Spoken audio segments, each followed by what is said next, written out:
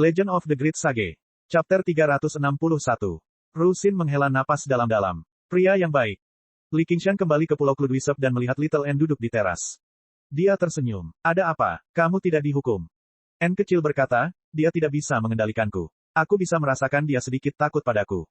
Li Qingshan tertawa keras dan menariknya ke dalam pelukannya, membisikkan sesuatu ke telinganya. N kecil juga berseri-seri dengan gembira, merasa bahagia untuknya. Setelah bertahan sekian lama, setelah menunggu sekian lama, akhirnya dia melihat secercah harapan. Setelah itu, Li Qingshan terus belajar alkimia dengan Ru Xin setiap hari. Meskipun dia tidak memiliki pil apapun saat ini, membiarkannya memurnikannya adalah hal yang benar untuk dilakukan. Namun, seiring berjalannya waktu, akan ada saatnya mereka berpisah. Dia tidak akan tinggal di prefektur Clear River selamanya. Dia tidak akan tinggal di Komando Ruyi selamanya. Dia tidak akan tinggal di Provinsi Hijau selamanya. Dia juga tidak akan tinggal di 9 provinsi selamanya.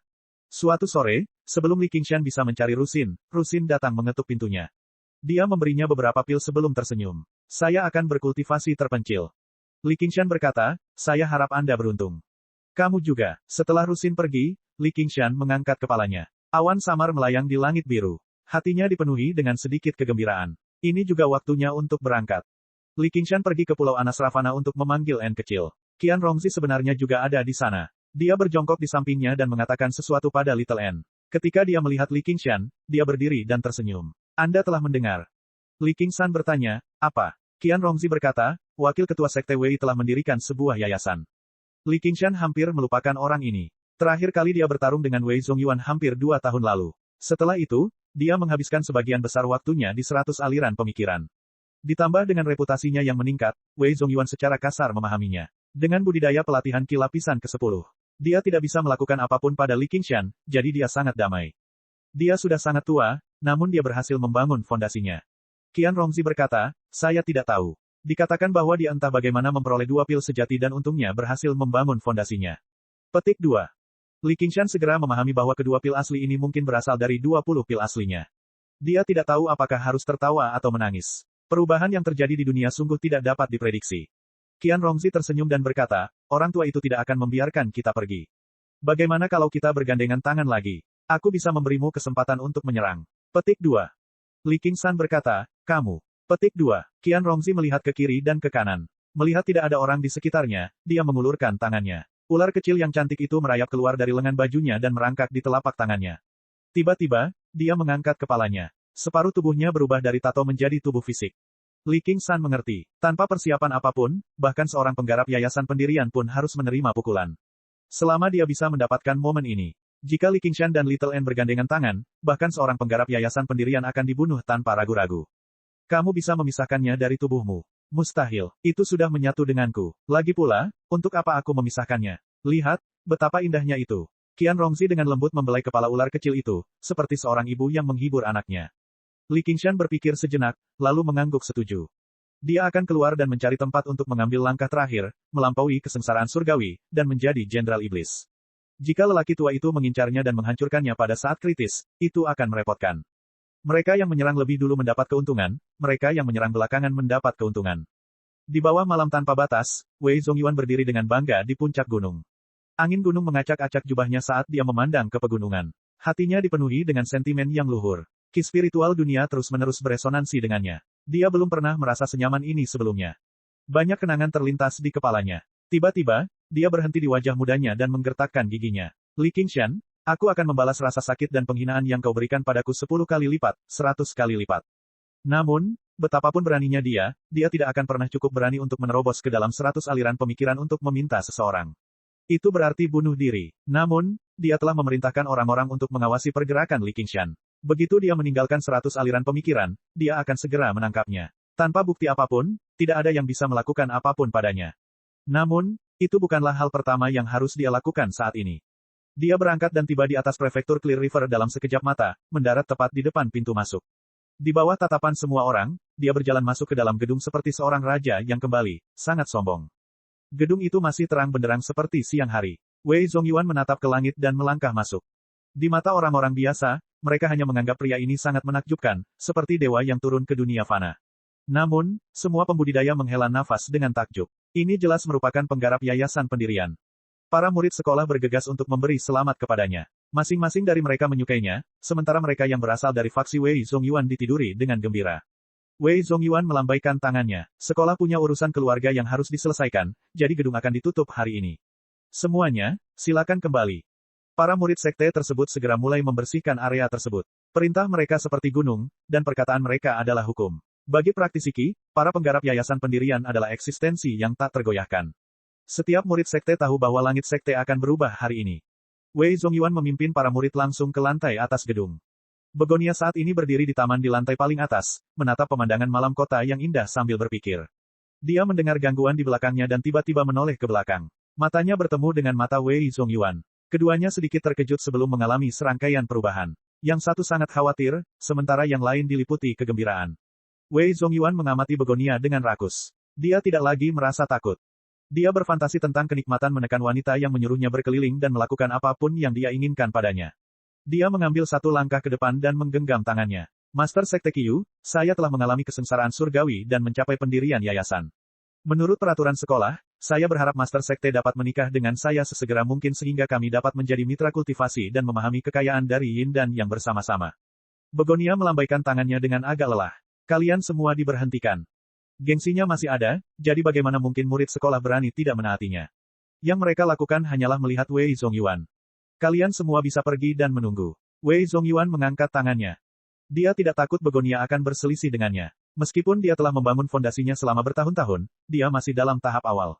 Teknik budidaya sekolah memberikan perhatian khusus pada keseimbangan Yin dan Yang. Jika berani menolak, dia akan langsung kehilangan dukungan masyarakat. Pada saat itu, dia akan mewarisi posisi ketua sekte dan kemudian menangkap pengkhianat yang melanggar peraturan sekolah dan bermain dengannya sesuka hatinya.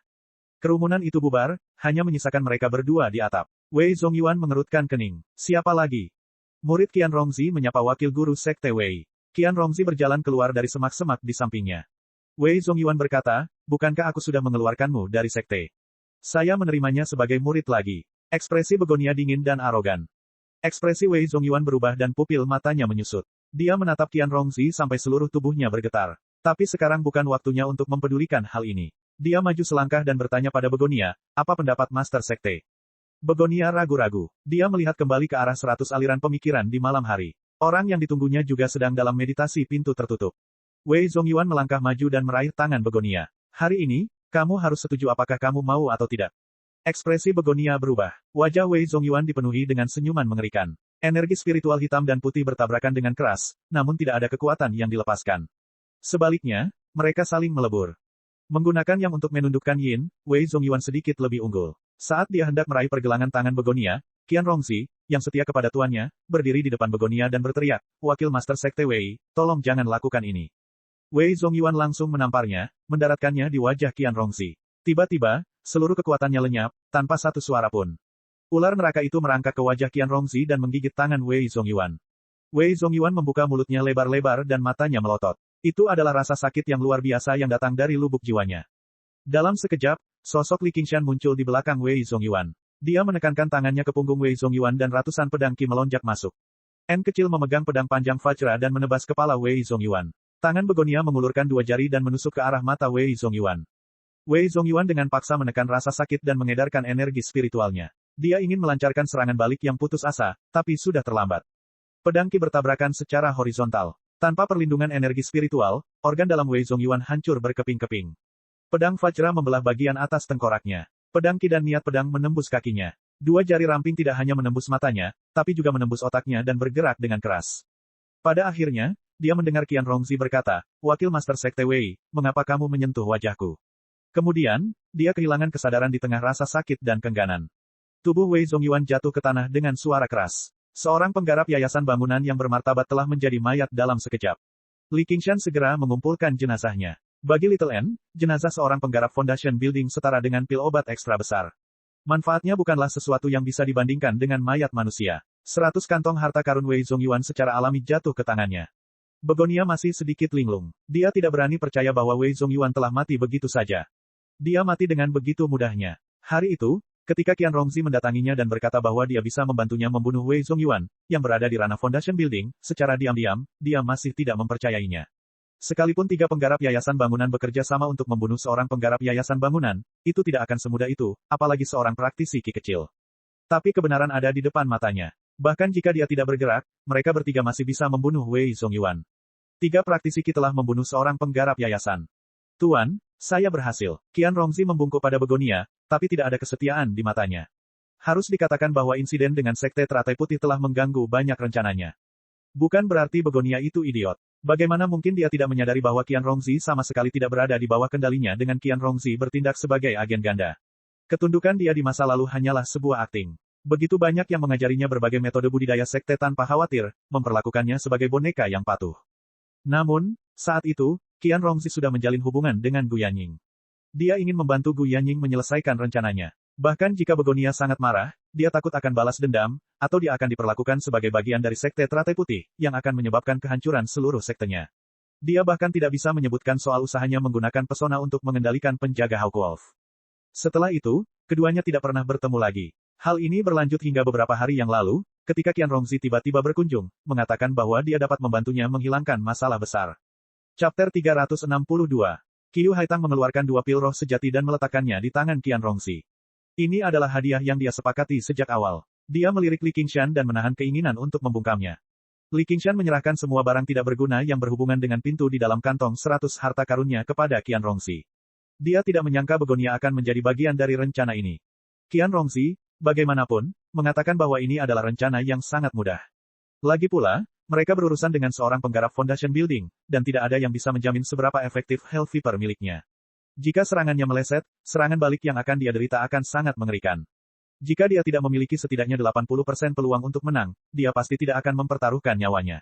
Adapun Begonia, dia sama sekali tidak berani mengungkapkan rahasia mereka membunuh Wei Zongyuan. Kalau tidak, dia tidak akan bisa terus menjadi pemimpin sekte. Membunuh sesama anggota sekte sendiri, tidak peduli zaman apapun, tidak diperbolehkan. Meskipun dia adalah pemimpin sekte, masih ada keberadaan tetua agung di sekte tersebut. Qian Rongzi menyimpan barang-barang itu dari kedua sisi. Melihat mereka semua memandangnya, dia berkata, kamu tidak perlu melihatku seperti itu. Wei Zongyuan adalah musuh bebuyutanmu, bukan musuhku. Dia tidak tahu bahwa aku membunuh putranya. Aku mempertaruhkan nyawaku, untuk membantu kedua belah pihak, jadi wajar saja jika aku mendapatkan beberapa keuntungan. Li Qingshan berkata, kamu khawatir jika ada di antara kami yang tidak dapat menahan tekanan Wei Zongyuan, rahasiamu akan terbongkar. Qian Rongzi berkata, untungnya, masa depan seperti ini tidak akan terjadi lagi. Saya harap ini adalah rahasia kita bersama. Dia tiba-tiba mengerutkan kening dan memegangi pergelangan tangannya, sudah waktunya, ayo berpisah di sini. Dia tersenyum pada Little N dan memimpin untuk pergi. Li Qingshan hendak pergi ketika Begonia berkata, tunggu. Tanpa menoleh, Li Qingshan berkata, saya ingat Anda pernah mengatakan itu. Kamu tidak ingin melihatku lagi. Petik 2. Berikan aku tubuh Wei Zongyuan. Li Qingshan berkata, jangan khawatir, benda ini tidak akan muncul lagi di dunia ini. Tatapan suram Begonia beralih dari Li Qingshan ke Little N, lalu kembali ke Li Qingshan. Yang satu berada di lapisan ke-8 alam pemurnian aura sementara yang lainnya berada di alam pemurnian aura lapisan ke-10. Prospek masa depan mereka memang tidak terbatas. Wei Zongyuan, yang pernah menyebabkan permusuhan mereka, sudah mati. Namun, N kecil telah diterima sebagai murid oleh kepala biksu di halaman Bodhi, Annihilum Light Chan Master.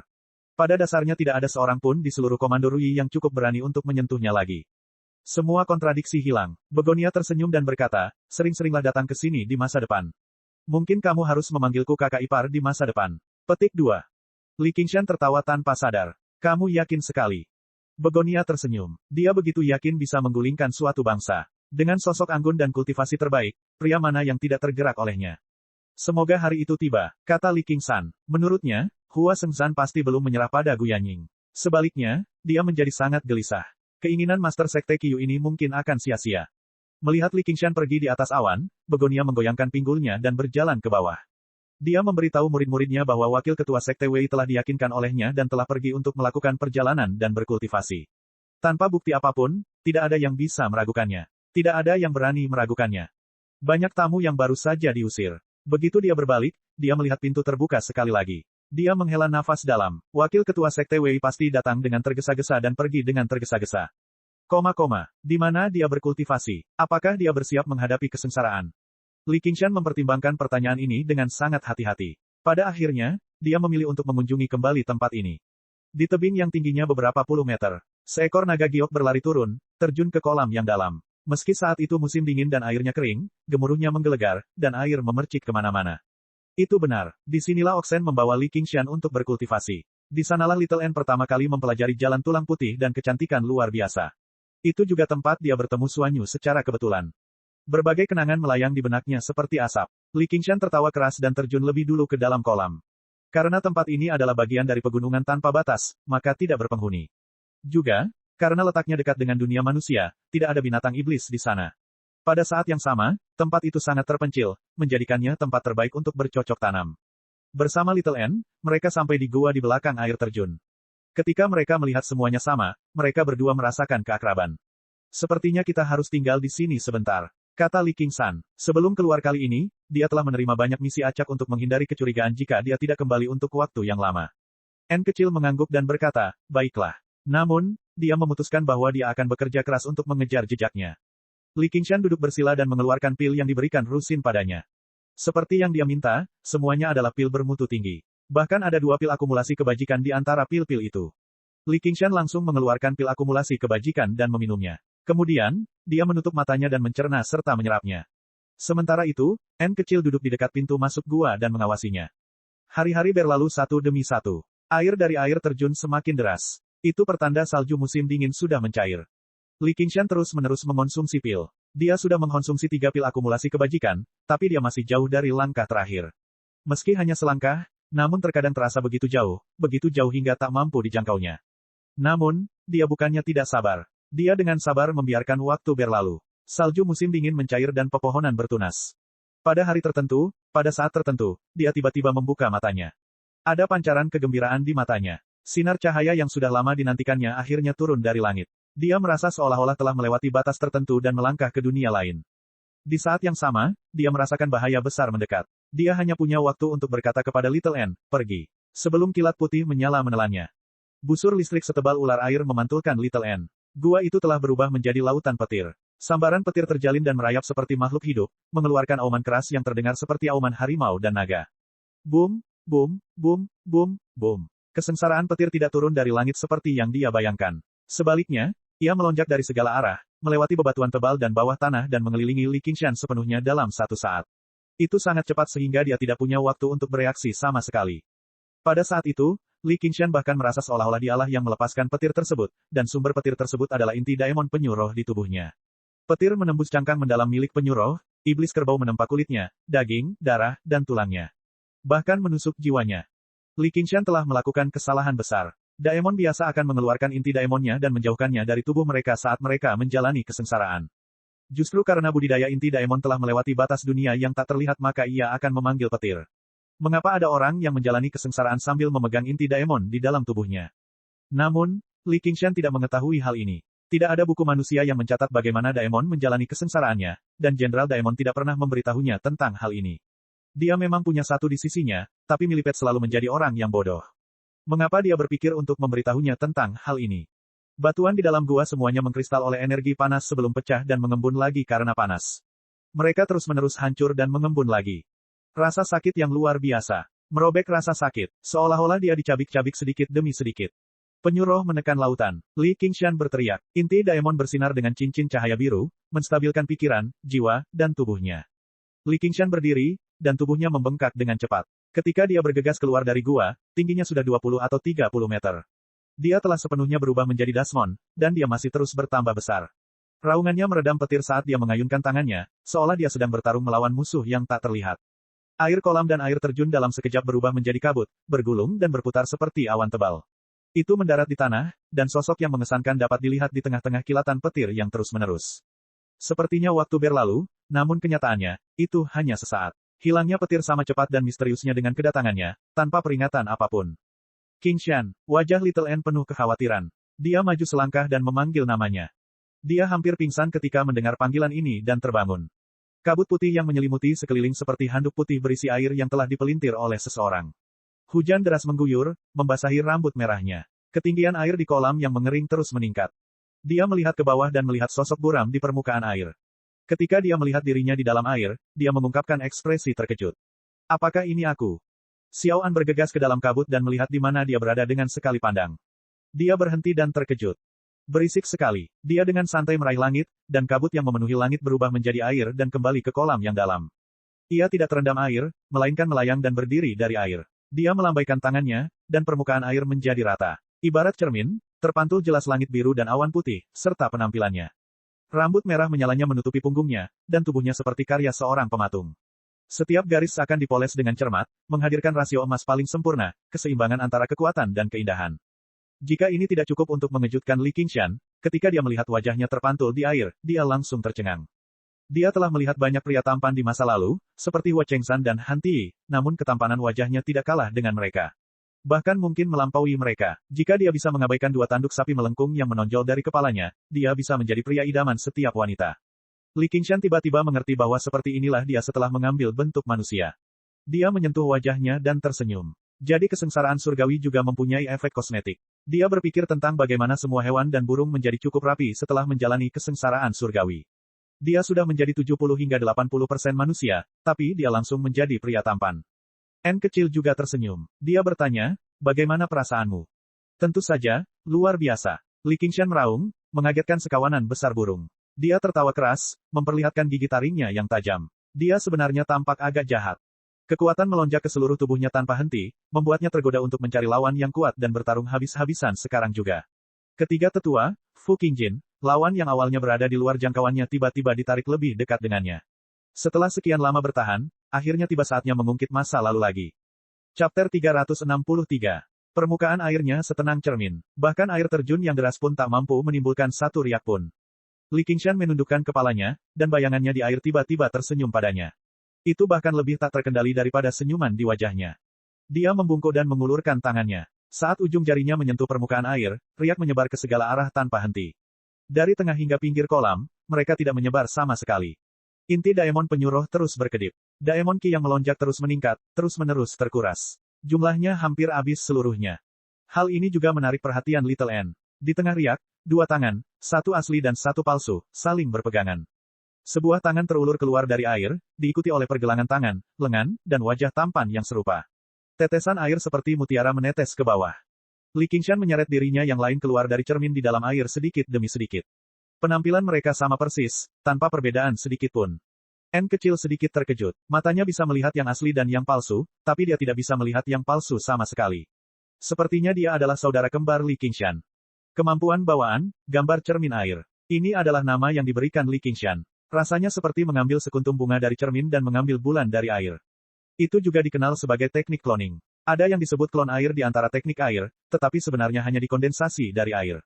Ditambah dengan beberapa ilusi air, mereka tampak seperti manusia sungguhan. Namun, dalam pertarungan sebenarnya, selain menarik perhatian musuh, mereka juga berfungsi sebagai samsak tinju. Mereka tidak memiliki banyak kekuatan pertempuran untuk dibicarakan.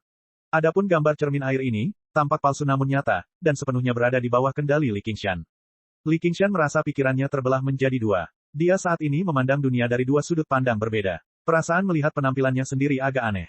Terlebih lagi, dia agak tidak terbiasa mengendalikannya.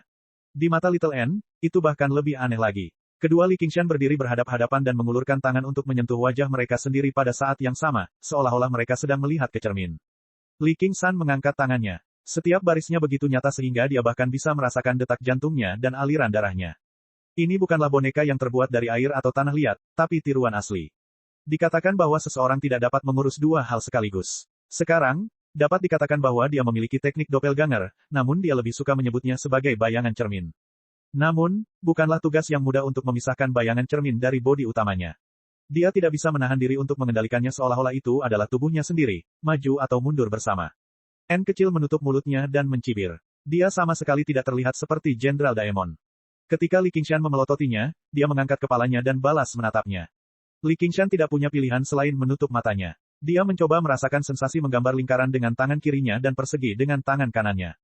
Setelah beberapa saat, Li Qingshan menggunakan demonic ki-nya dan menekuk lutut untuk menginjak air. Hanya tiruannya yang terangkat ke langit. Dia tiba di atas awan. Dia melihat ke bawah ke ribuan gunung dan awan di kejauhan. Di bumi, puncak gunung berkumpul dan ombak mengamuk. Itu adalah hamparan yang sangat luas. Tiba-tiba, di ujung hamparan luas ini, dia melihat seekor sapi kecil yang bergelombang, seperti seekor banteng yang sedang berjongkok.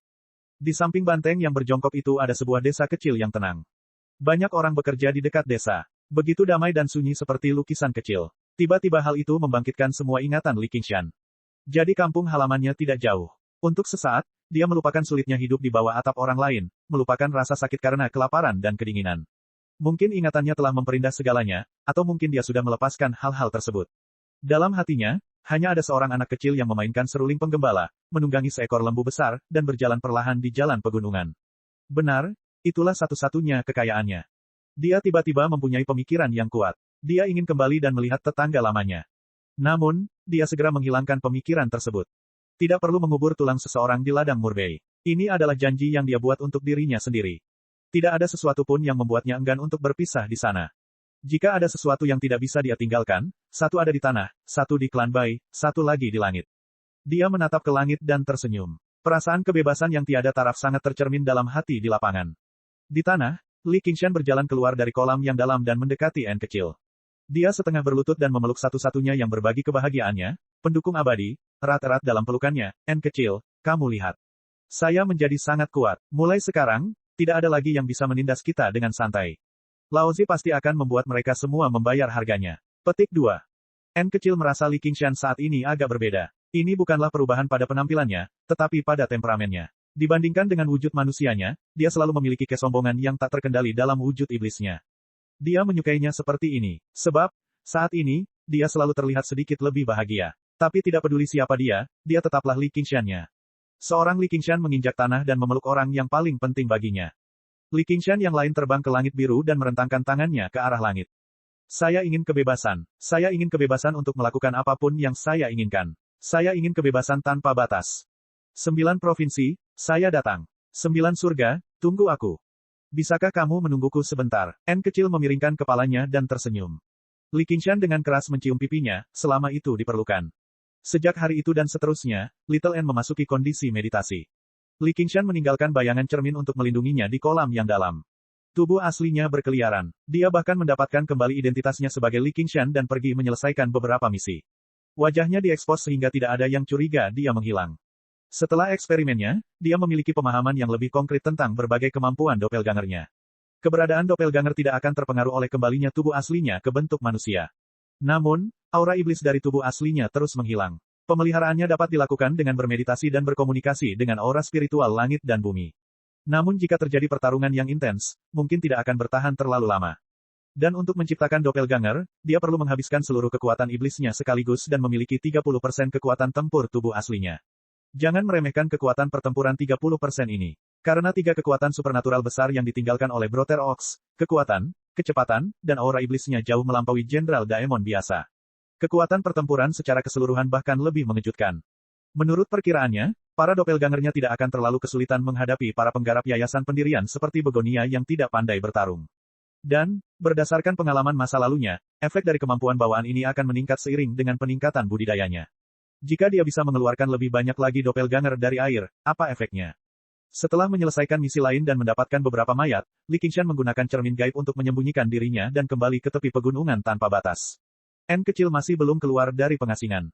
Dia tidak melakukan apa-apa, jadi dia menyilangkan kaki dan duduk. Dia mengeluarkan artefak spiritual tingkat tinggi yang dia beli di bawah Gunung Greenfin. Paus menelan air. Dia masih belum memiliki senjata yang cocok saat ini. Setelah menjadi Jenderal Daemon, dia dapat menyempurnakan artefak spiritual manusia dan mengubahnya menjadi persenjataan Daemon. Gelombang demonik Qi yang kuat disuntikkan ke dalamnya. Mungkin karena dia telah menyempurnakan senjata spiritual ini, namun prosesnya sangat sederhana. Lambat laun, bentuk penelanan air oleh Paus pun berubah. Gagangnya menjadi lebih biasa, tetapi akibatnya kehilangan banyak fungsi aslinya. Ia tidak bisa lagi menembakkan petir air gui atau paku es. Namun, kedua fungsi yang awalnya sangat praktis ini sama sekali tidak berguna bagi Li Qingshan dalam wujud Jenderal Daemonnya. Dia tidak perlu menyimpannya. Dia hanya memiliki 2 syarat untuk senjatanya, ketajaman dan ketangguhan.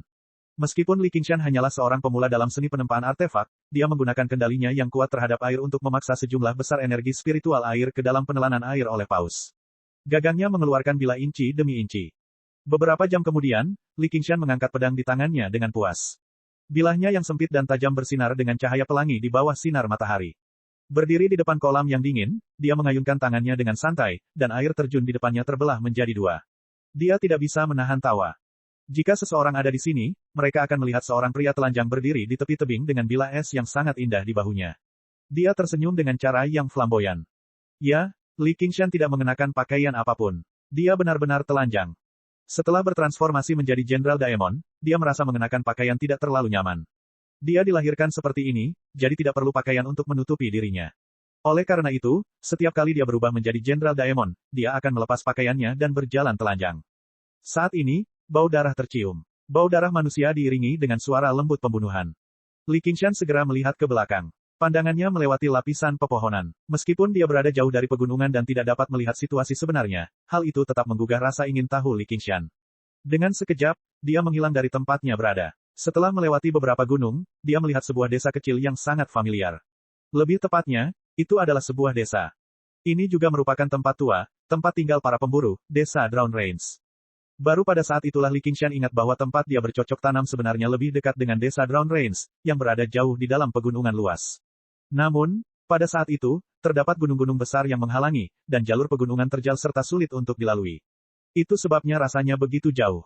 Pada saat ini, desa Drown Range sedang dikepung dan diserang oleh sekelompok besar tentara.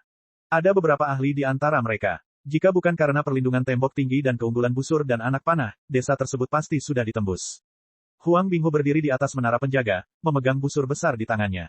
Busurnya seperti bulan purnama, dan anak panahnya seperti bintang jatuh. Setiap anak panah akan membunuh seseorang, sangat merusak moral musuh. Namun, dia juga hampir kelelahan. Alisnya berkerut erat. Apakah desa Drown Range milikku akan jatuh di sini? Saat ini, sebuah suara datang dari langit. Rasanya santai seperti seseorang sedang berjalan-jalan setelah makan malam sambil menyapa tetangga. Hunter Huang, sudah lama tidak bertemu. Huang Binghu saat ini sangat gugup. Setelah mendengar ini, dia menembakkan anak panah tanpa berkata apa-apa. Baru kemudian dia menyadari bahwa suara itu agak familiar. Pada saat ini, medan perang menjadi tenang. Orang-orang di dalam dan di luar desa semuanya mengangkat kepala dengan bingung. Yang mereka lihat hanyalah awan putih turun dari langit. Li Qingshan kembali ke wujud manusianya. Tentu saja, dia juga sudah mengenakan pakaiannya. Dia dengan mudah menepis panah yang masuk dan menurunkan awan hingga sejajar dengan menara penjaga. Dia tersenyum pada Huang Binghu yang tercengang. Begini caramu menyambut teman lama. Ini adalah tempat terpencil. Itu tidak seperti prefektur Clear River, tempat mereka melihat banyak petani. Di mata orang-orang, para kultivator tidak berbeda dengan makhluk abadi. Perilaku Li Qingshan saat ini hanya membenarkan kecurigaan mereka.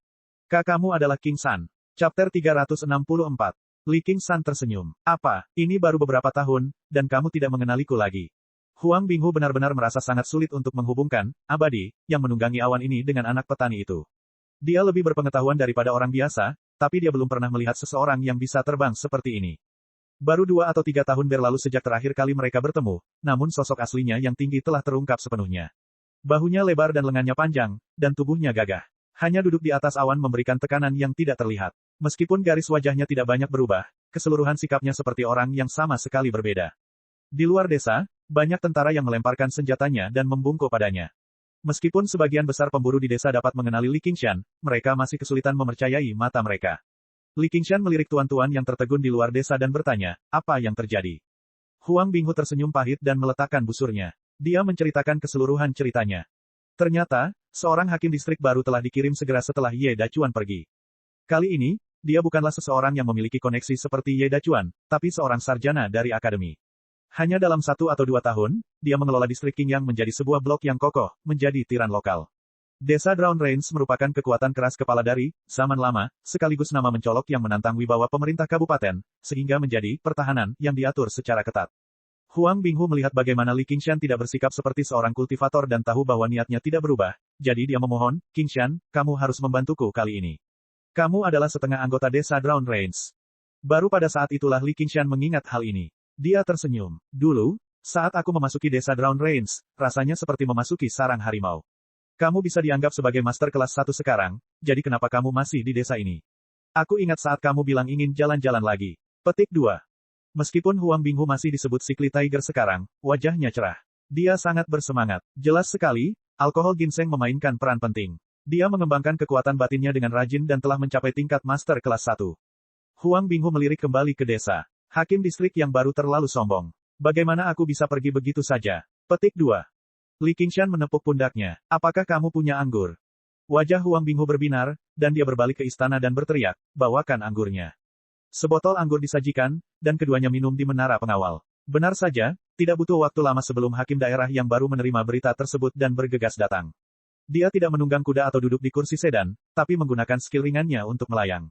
Di zaman sekarang ini, menjadi seorang sarjana tidak sama dengan menjadi lemah. Kekuatan batin dan ilmu pedang adalah mata pelajaran wajib. Hakim daerah yang baru juga masih muda. Begitu dia melihat Li Qingshan, ekspresinya berubah, meskipun dia juga seorang master kelas 1. Namun pengetahuannya lebih tinggi dari Huang Binghu. Hatinya bergetar, praktisi Qi tingkat tinggi. Sikapnya segera menjadi sangat sopan. Setelah mendengar identitasnya sebagai penjaga Hawk Wolf, dia menjadi lebih berhati-hati. Li Qingshan juga tidak memihak Huang Binghu. Dia mengundang hakim daerah dan menjadi penengah di antara mereka berdua. Dia meminta hakim daerah untuk berhenti menggunakan senjata dan meminta Huang Binghu mengganti nama desa Drown Range, sebuah pohon tinggi yang menarik angin, untuk menghindari pembunuhan yang tidak masuk akal. Bagaimana bisa keduanya menolak mediasi? Mereka langsung berjabat tangan dan berbaikan. Setelah minum, Li Qingshan menepuk bahu Huang Binghu. Bagaimana aku bisa membiarkan seseorang tidur di samping tempat tidurku? Kakak Huang, sebaiknya kamu mencari cara lain untuk bertahan hidup. Dia memasukkan pil ke tangannya. Huang Binghu melihatnya sekilas dan berkata, pil bawaan. Bahkan sebelum dia sempat mengucapkan terima kasih, awan telah melewati gunung dan menghilang. Ketika musim semi tiba, N kecil berdiri di dalam gua dan berjalan menuju sinar matahari. Dia membiarkan kilatan petir merobek pakaiannya dan melucuti dagingnya. Darahnya langsung mendidih. Sebagian besar tubuh indahnya telah hangus, sebelum berubah menjadi abu. Pada akhirnya, hanya tersisa satu set tulang putih.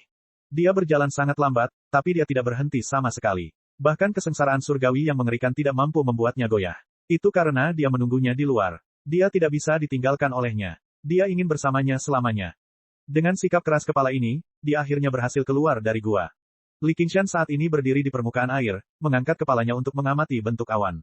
Dia berbalik dan tersenyum. Dia meletakkan bunga liar yang dia petik dari suatu tempat ke tangannya yang sudah layu sampai ke tulang. Dia tersenyum. Ayo pergi. Bunganya layu, dan senyumannya pun bersemi. Setelah lebih dari 2 tahun pembangunan, Gunung Greenfin akhirnya mendapatkan kembali kejayaannya. Di aula yang sangat suram di puncak Gunung Greenfin, ketiga tetua duduk berhadapan satu sama lain. Alis dan janggut Greenfin Elder menjadi semakin acak-acakan, kusut seperti berantakan. Mata bijaknya dipenuhi kekhawatiran. Wajah putih pucat Lone Grave Elder agak hijau. Penatua burung pegar emas masih mengenakan jubah mewah, tetapi dia tidak lagi memiliki semangat tinggi seperti ayam jantan. Jarang sekali mereka bertiga berkumpul, karena akhir-akhir ini mereka semua merasa tidak nyaman. Meskipun mereka tidak mengetahui ramalan, semua penggarap yayasan pendirian dapat berkomunikasi dengan ki spiritual dunia. Dan, dengan bertambahnya usia mereka, entah berapa banyak badai yang mereka alami. Mereka yakin kegelisahan ini bukanlah suatu kebetulan. Setelah hening beberapa saat, tetua tanaman anggur hijau berkata, aku hanya khawatir ini adalah balas dendam dari bawah tanah. Saya sudah menghubungi pembunuh iblis. Petik 2. Tetua burung pegar emas berkata, apa? Kami bertiga sudah sangat tua, namun kami harus meminta bala bantuan dari pembunuh iblis hanya karena kami merasa tidak enak badan. Jika ini terungkap, kita mungkin akan menjadi bahan tertawaan. Petik 2. Untuk kali ini, Lone Grave Elder berkata, cukup adil. Dengan itu, bahkan penatua burung pegar emas pun tutup mulut. Beberapa saat kemudian, dia bertanya, apakah kamu benar-benar merasakan sesuatu? Elder Lone Grave berkata, kematian. Aula menjadi semakin sunyi senyap. Penatua Greenfin berkata, jangan khawatir. Saya sudah melemparkan banyak formasi di seluruh gunung Greenfin. Bahkan seekor lalat pun tidak bisa terbang, ekspresinya tiba-tiba berubah. Apa yang salah? Seseorang menyentuh formasi dan dihentikan. Setelah hening beberapa saat, tetua tanaman anggur hijau menghela napas lega. Sepertinya mereka sudah mundur. Bahkan sebelum dia selesai berbicara, penatua burung pegar emas mendengarkan dengan cermat. Apakah ada suara? Greenfin Elder fokus, dan benar saja, dia mendengar suara lembut.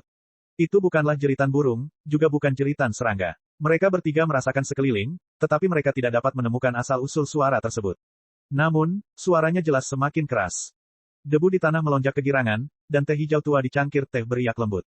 Itu di bawah. Mereka bertiga melompat dan melihat ke bawah. Penatua tanaman anggur hijau berkata, itu tidak mungkin. Ada juga formasi di bawah, dan batunya sekuat logam. Tidak mungkin seseorang bisa melewatinya. Di bawah tatapan ragu dan khawatir dari dua tetua lainnya, dia menambahkan, bahkan Desmond pun tidak. Getarannya semakin keras, semakin dekat. Sebuah lubang tiba-tiba muncul di bagian tertentu dari tanah. Bumi berputar di sekelilingnya seolah-olah ada kekuatan tak terlihat yang mendorongnya menjauh. Seekor kaki 1000 besar berwarna merah muda merangkak keluar dari lubang, mengeluarkan suara bergerak saat berputar di sekitar lubang. Sepertinya ia sedang menunggu, tapi juga seperti mendesak mereka untuk terus maju. Merasakan aura ketiga tetua, ia langsung meringkuk menjadi bola. Mimpi buruk di masa lalu seakan hidup kembali secara tiba-tiba. Penatua burung pegar emas berteriak, ia masih hidup. Ekspresi Greenfin Elder juga jelek. Itu benar, itu jauh lebih kecil, tapi yang pasti itu adalah Jenderal Daemon yang pernah mereka jebakan di masa lalu. Chapter 365. Apa yang perlu ditakutkan? Saat ini ia hanya seekor monster Daemon yang sangat kecil, kata tetua burung pegar emas, namun suaranya agak tidak stabil. Lone Grave Elder tidak mengendurkan kewaspadaannya. Sebaliknya, itu menjadi lebih berat. Mustahil bagi binatang daemonik untuk sampai ke sini. Daemon Ki yang kuat melonjak keluar dari gua. Wajah Penatua burung pegar emas berubah. Jenderal Daemon. Kenapa kamu berlari begitu cepat? Sebuah suara yang jelas terdengar dari gua hitam. Suaranya jelas dan bergema di seluruh aula yang luas. Kaki seribu membentangkan tubuhnya, menggelengkan kepala dan mengibaskan ekornya. Lone Grave Elder menutup mulutnya, dan Ki mayat melonjak darinya. Tetua tanaman anggur hijau berkata, mereka datang dengan niat buruk. Bersiaplah. Seorang pria tampan muncul dari dalam gua. Rambut merahnya menutupi bahunya, dan matanya bersinar terang, seperti arang yang terbakar di kegelapan. Dia mengalihkan pandangannya dan menatap ketiga tetua. Tanahmu sangat keras. Li Qingshan tidak bisa berbuat apa-apa terhadap lapisan formasi tersebut, jadi dia dengan paksa membuat jalan di tengah gunung dan berjalan ke puncak. Namun, ini bukanlah kemampuan bawaan yang baru. Sebaliknya, itu adalah penggunaan kemampuan lamanya yang berbeda. Setelah menjadi Jenderal Daemon, ketiga kemampuan bawaannya menjadi lebih kuat. Cangkang mendalam Spirit Turtle jelas menjadi lebih keras, dan Ox Demon Tramples telah berubah dari kasar menjadi halus. Dia bisa mengendalikan arah dan jangkauan gelombang kejut dengan lebih efektif. Ketiga tetua semuanya mengalami perasaan aneh dan tidak masuk akal. Di tengah malam, seorang pria telanjang berjalan menuju aula utama Gunung Greenfin dari tempat yang paling tidak terduga. Gunung Greenfin adalah fondasi dari semua formasi, jadi ada lubang di bagian paling bawah yang tidak dapat dijangkau oleh formasi tersebut. Namun, bumi di sana bahkan lebih keras dari baja. Li Qingshan berkata dengan lantang, aku datang untuk membalas dendam hari ini. Bersiaplah untuk mati, kalian tiga orang tua bodoh. Tetua tanaman anggur hijau bertanya, hanya kamu. Apakah kamu buta? Apakah ini tidak masuk hitungan? Apakah kamu masih ingat orang ini? Li Qingshan menendang kaki milipet. Kaki seribu naik ke tubuh Li Qingshan dengan gembira, melingkarkannya di bahunya seperti syal besar berwarna merah muda. Li Qingshan mengusap keningnya. Ayo pergi. Kamu bersikap seolah-olah kamu tidak penting sama sekali. Kamu membuatku kehilangan minat untuk membalas dendam. Kaki seribu merangkak kembali ke dalam lubang dengan serangkaian suara gemerincing. Ketiga tetua saling bertukar pandang. Lalu, mereka tertawa bersama. Jadi ini kegelisahan yang mereka rasakan. Meskipun demoniki yang dia pancarkan sangat kuat, itu hanya sebanding dengan Daemon biasa. Sekali pandang saja sudah cukup untuk mengetahui bahwa dia sudah lama tidak menjadi Jenderal Daemon. Yang paling mereka takuti adalah tindakan bawah tanah Komandan Daemon, atau serangan dan balas dendam skala besar. Apakah Jenderal Daemon cukup berani untuk membuat masalah bagi mereka di Gunung Greenfin? Monster Core yang dikirimkan ke depan pintunya. Bagaimana mungkin dia tidak menerimanya? Apakah kamu tahu siapa aku? Li Qingshan bertanya dengan berani. Dia bukanlah orang yang suka bicara omong kosong. Penjahat yang berbicara omong kosong tidak mempunyai akhir yang baik. Tetapi ketika harus membalas dendam, dia harus memberitahu pihak lain dengan jelas siapa dirinya. Mengapa saya datang ke sini? Kalau tidak, biarpun aku membunuh musuhku, itu akan terasa hambar seperti memakai pakaian sutra di malam hari. Yang menjawabnya adalah tanaman merambat hijau yang dengan cepat menjulur di bawah kakinya, tumbuh dengan penuh semangat dari tanah satu persatu. Li Qingshan melompat, tetapi dia mendengar teriakan burung pegar emas dari atas. Penatua burung pegar emas mengepakkan sayapnya dan menamparnya ke tanah. Tanaman merambat segera melilitnya. Nama yang menyedihkan, itu hanya akan mengotori telingaku. Petik 2. Li Qingshan menggunakan cangkang mendalam penyuruh untuk memblokir tanaman merambat. Dalam sekejap mata, dia terbungkus dalam bola tanaman merambat, tidak bisa bergerak. Ketiga tetua segera mengingat apa yang terjadi selama upacara pengumpulan ramuan. Dasmon hitam humanoid telah meninggalkan kesan yang sangat mendalam pada mereka. Hari ini pada dasarnya adalah pengulangan dari apa yang terjadi saat itu. Jadi itu kamu. Penatua tanaman anggur hijau tersenyum. Awalnya, dia masih agak khawatir. Dia merasa seperti dia menang terlalu mudah, tapi sekarang, keraguan terakhir telah lenyap. Dasmon ini menjadi sombong setelah menjalani kesengsaraan surgawi. Dia merasa dirinya maha kuasa dan ingin membalas dendam, tetapi dia tidak memahami perbedaan di antara keduanya. Bahkan yang paling lemah di antara ketiganya adalah pertengahan yayasan pendirian. Tidak mungkin mereka kalah dalam pertarungan satu lawan satu.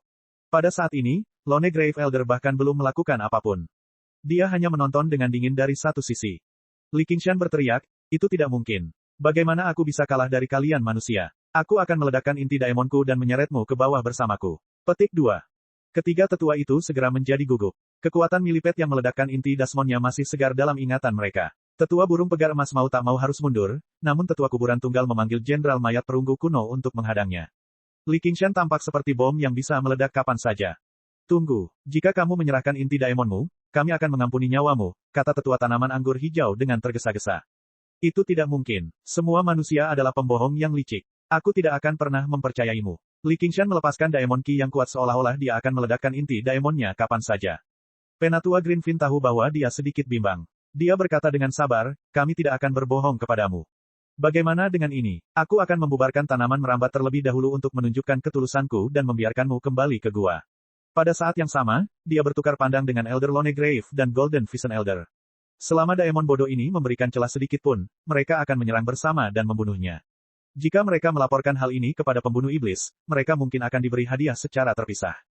Tanaman merambat yang padat muncul dari cangkang mendalam milik penyuruh.